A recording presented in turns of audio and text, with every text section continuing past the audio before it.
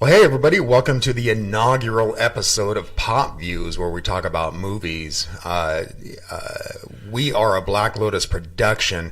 If you're into things like conspiracy theories, UFOs, aliens, ghosts, all things strange and unusual, check out our other channel here, and it's called Black Lotus Productions, and that's our main channel. But anyway, today we're going to be talking about a movie that I've been kind of dying to see, and it's called White Boy Rick. It came out in 2017. It was directed by Jan Demange, who also, I found out he did Dead Set. Oh, really like that zombie Big Brother kind of series that you liked.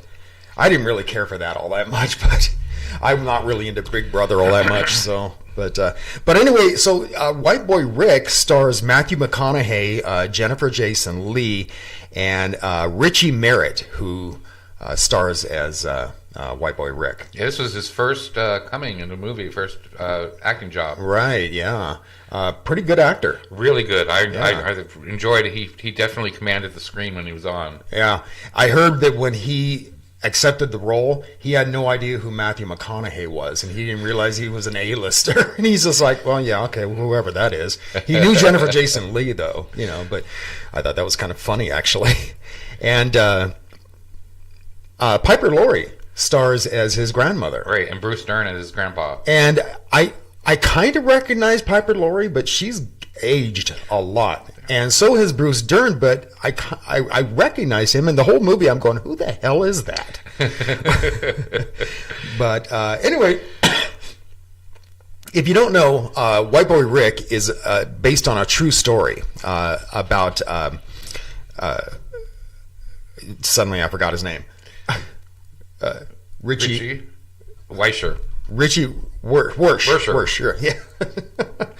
And anyway, it's based on a true story, and it's about this kid who grew up in Detroit, and in a predominantly black neighborhood, and area, and so for him to get involved with things like drugs and all this stuff and these gangs was very, very, very, very rare.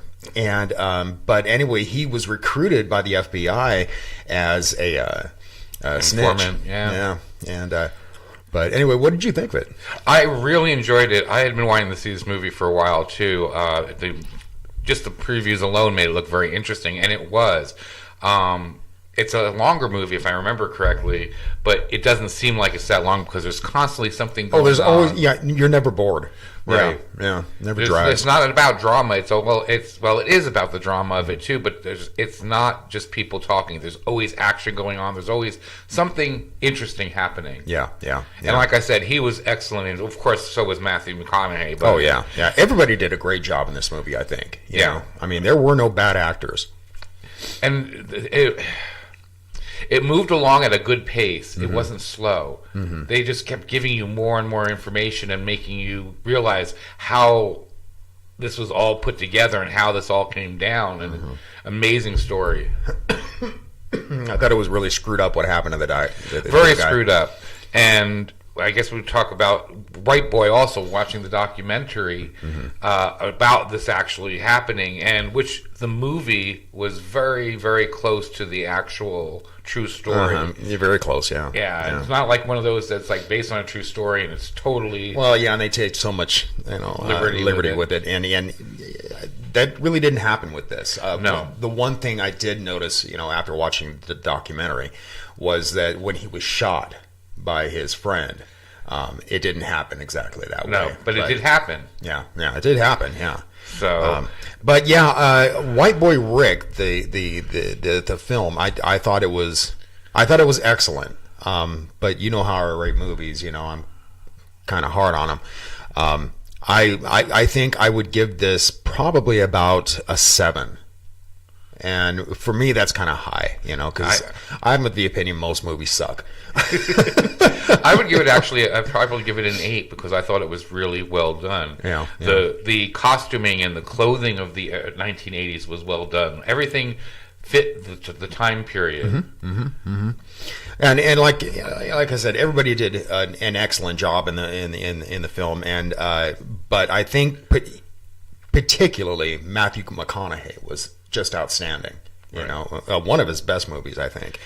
What I found interesting about White Boy, the actual documentary on it, is you find out more about what actually happens afterwards. And spoiler, I guess, he's still in jail, and he's actually going to be released on 2020 on Christmas Day. Is when his time is up. Yeah, and the thing about that is that he was serving a life sentence because he was caught with 650 kilos or grams. Grams, right? Which is mandates a life sentence, or did back then in Detroit, and he was a minor. And, you know, here he was like 17 years old and given a life sentence for 650 grams. And, you know, kind of crazy. They fought it and fought it and fought it and fought it and fought it. And finally, what was it, 30 years later? He was finally paroled. But while he was doing his sentence, he got in contact with an auto theft ring in Florida. And he made arrangements for them to steal a car for his mother and his sister. Right. And he got popped for that. And so then he gets sentenced again for another 5 years for this. And it was supposed to run concurrently with his original sentence. And then they shot the idea down and made it consecutive. Right. So here this guy who spent 30 years in prison for a relatively, I mean, a non-violent offense, you know, I mean, and he's serving life. They finally get him out 30 years later, and then he goes to Florida to serve this sentence for another 5 years. Right, and considering that he was basically set up by the FBI. And right. That's ridiculous. His time was a little over what he should have been doing. When we watched the documentary, one of the people involved in the same time period confessed to murdering 30 people and only got 14 years. Right, 30 people. He was a hitman for one of the gangs, or a couple of the gangs, I guess, and 30. He gets 17 years. I think years. Yeah, over 30 people. That's ridiculous, crazy. And why? Because he helped out the FBI. Right. And another thing, too, is you find out more in the documentary that I thought was interesting is Gil Hill, who played actually Inspector Todd and Alex Foley's boss in Beverly Hills Cop. He was a very bad person, and there was a lot to do with him, and they barely mention him in White Boy Rick. Yeah, they barely mention him in the film, and he played a pivotal role in all of this, and he was the reason that Rick ended up staying in jail for so long. He vowed that he would never get out. Right. And like you said, he played the chief of police in Beverly Hills Cop, and he was actually the chief of police in Detroit, and I had no idea about that. I didn't know he was a real cop either. Yeah. And but anyway, when he died, coincidentally enough, that's when White Boy Rick was finally paroled. I don't know, man. Sounds kind of fishy. I mean, as big of a role he played in this scenario, I'm surprised they didn't even mention him once in White Boy Rick. No, they did mention him. They just didn't talk about him much. They talked about him. They talked more about the mayor, right? The mayor, who was also involved. So I mean, but still, overall, I think the film really did a good job of portraying what happened. Oh yeah, pretty well.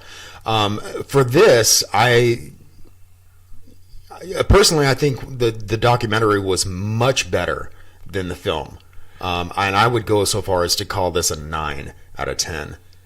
Yeah, it was very fascinating to hear all the actual true things and stuff like that was going on with it. Yeah, I would definitely recommend, after watching White Boy Rick, watch White Boy. Yeah, but definitely watch them together. And they are currently, where did we watch this? On Stars? I think it was on Stars. I believe so. Yeah, Stars or HBO, one of the two. I think it was Stars, yeah. But yeah, anyway. But yeah, I don't know. I think it was an excellent film, both of them. But I think White Boy was much more informative anyway. Right. You know. And for a documentary, it was definitely a better film than White Boy Rick. But I do suggest watching White Boy Rick. Like we said, the acting's fantastic. The storyline's almost exact. It's worth the watch. Oh, most definitely. Most definitely. But anyway, let's get out of here. Sounds good. Again, our main channel is Black Lotus Productions, and if you're into stories about ghosts or UFOs or aliens and whatnot, definitely check us out, and I'm going to drop a link right here for that. So, but anyway, thanks a lot for watching, and See you next time. We'll see you next time. Take care.